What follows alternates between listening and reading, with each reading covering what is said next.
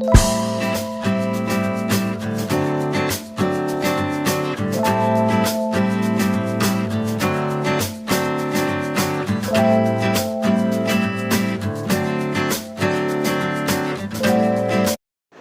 માતાજી મિત્રો, Ruby kitchen કિંગમાં તમારું સ્વાગત છે।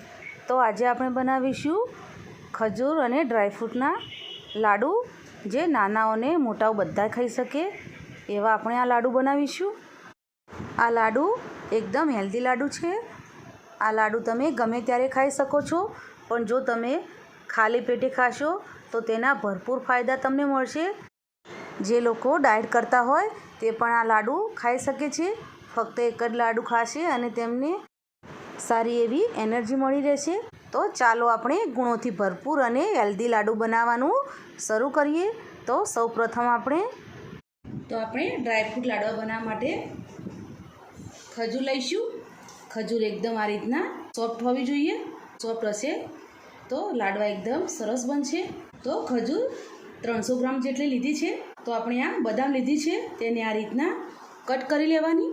કાજુ લીધા છે, તેને પણ આપણે 2 થી 3 પીસ કરી લીધા છે। આ થોડા પિસ્તા લીધા છે। પમ્પકિન સીડ્સ છે, આ સૂર્યમુખીના બીજ છે, અને આપણે જરૂર પ્રમાણે જાયફળ નાખીશું। અને આ ખસખસ લીધી છે। તમારે બીજા કોઈ ડ્રાયફ્રૂટ નાખવા હોય, અંજીર, અખરોટ, તો તમે નાખી શકો છો। અત્યારે મેં આટલા જ ડ્રાયફ્રૂટ લીધા છે।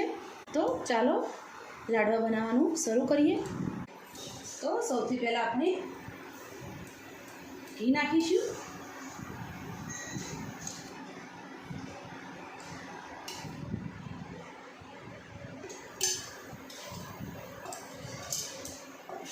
પાંચ ચમચી ઘી નાખ્યું છે।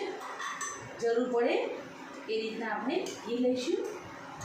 તો ઘી ગરમ થઈ ગયું છે, આપણે આ બદામના ટુકડા નાખીશું। તેને આપણે 2 મિનિટ માટે ઘીમાં સરસ સાતળશું। તો 2 મિનિટ પછી આપણે કાજુના ટુકડા નાખીશું। કાજુ બદામ સંતળાય એટલે આપણે આ પિસ્તાના ટુકડા નાખી દઈશું અને તેને પણ બરાબર સાતળવાનું। તો આપણા કાજુ બદામ અને પિસ્તા બરાબર સંતળાઈ ગયા છે। તો આપણે તેને કાઢી લઈશું।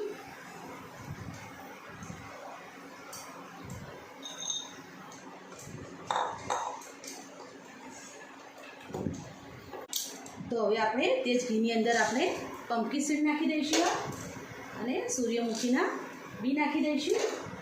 તેને પણ આપણે સરસ એવા જેમ તલ ફૂટે છે તે રીતના ફૂટે ત્યાં સુધી આપણે સાતળી લઈશું।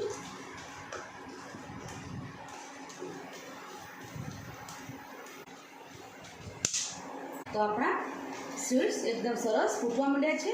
તો તેને પણ આપણે કાઢી લઈશું।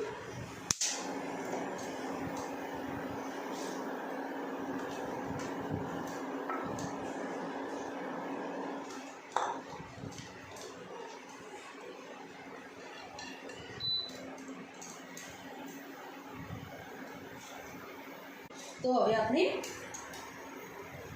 2 થી 3 ચમચી જેટલું ઘી નાખીશું। તો ઘી ગરમ થઈ ગયું છે, તેની અંદર આપણે આ ખજૂર નાખી દઈશું અને તેને બરાબર ઘીમાં સાતળવાની। તો આ રીતના આપણે બરાબર દબાવીને ખજૂરને ઘીમાં સાતળી લઈશું। તો ખજૂર ઘીમાં સંતળાઈ રહી છે, તો તેની સ્મેલ એકદમ સરસ આવી રહી છે। આપણે આની અંદર કોઈ ખાંડ કે ગોળનો ઉપયોગ કરતા નથી। તો આ લાડુ એકદમ હેલ્ધી છે। જે લોકો ડાયટ કરતા હોય તે પણ આ લાડુ ખાઈ શકે છે। જો તમારી ખજૂર સોફ્ટ ના હોય અને થોડી કડક હોય તો તમે તેને પાણી નાખીને થોડું મિક્સરમાં પીસી લેવાની અને પછી તેનું પાણી બળે ત્યાં સુધી આ રીતના ઘીમાં શેકવાની। આ લાડુ તમે 2 થી 3 મહિના સુધી સ્ટોર કરી શકો છો। તો સવારમાં તમે એક લાડુ ખાઈ લો તો તમારી ઘણી બધી બીમારીઓનો આ એક જ ઈલાજ છે। હજુ તો શરીર માટે બહુ જ સારી કહેવાય। તો હજુ આપણે 1 ચમચી જેટલું ઘી નાખીશું।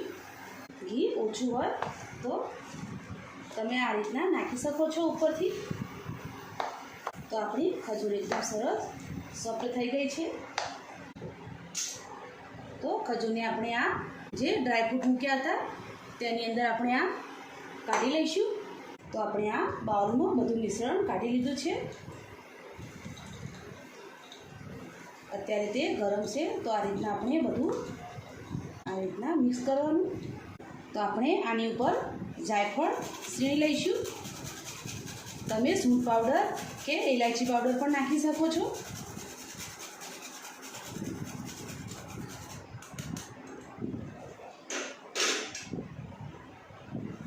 બરાબર મિક્સ કરી લઈશું.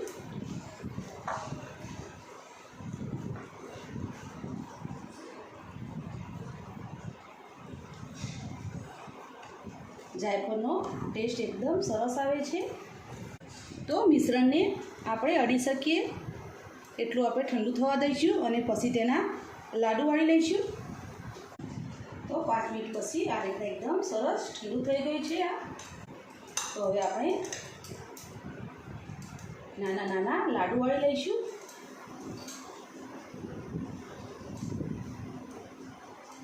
તો ખજૂરના લાડુ આ રીતના નાના સારા લાગે છે.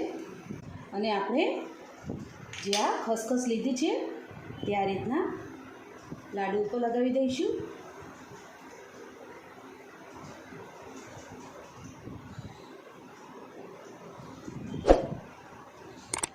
અને એક પ્લેટમાં મૂકતા જઈશું. એકદમ સહેલાઈથી લાડુ બનીને તૈયાર થઈ જાય છે. તો આપણે આ રીતના બધા જ લાડવા બનાવી લઈશું. તમારે લાડુ ના બનાવવા હોય તો તેને થાળીમાં પાથરીને ચોરસ ટુકડા પણ કરી શકો છો. તો આપણા ડ્રાયફ્રૂટ લાડવા બનીને તૈયાર થઈ ગયા છે. ફક્ત એક જ લાડુ તમે સવારમાં ખાશો તો શરીરમાં લોહીની કમી, કબજિયાત, સાંધાનો દુખાવો, ઘણી બધી તકલીફોમાં રાહત મળે છે. તો આ રીતના તમે પણ ખજૂરના લાડુ ચોક્કસથી બનાવજો અને મને કમેન્ટમાં જરૂરથી કહેજો કે તમને આ રેસીપી કેવી લાગી. તો જો તમને આ મારી રેસીપી ગમી હોય તો અમારા વિડીયોને લાઈક કરો, શેર કરો, સબસ્ક્રાઈબ કરો અને ફરી મળીશું એક નવા દિવસે એક નવી રેસીપી સાથે. તો અત્યારે બાય બાય.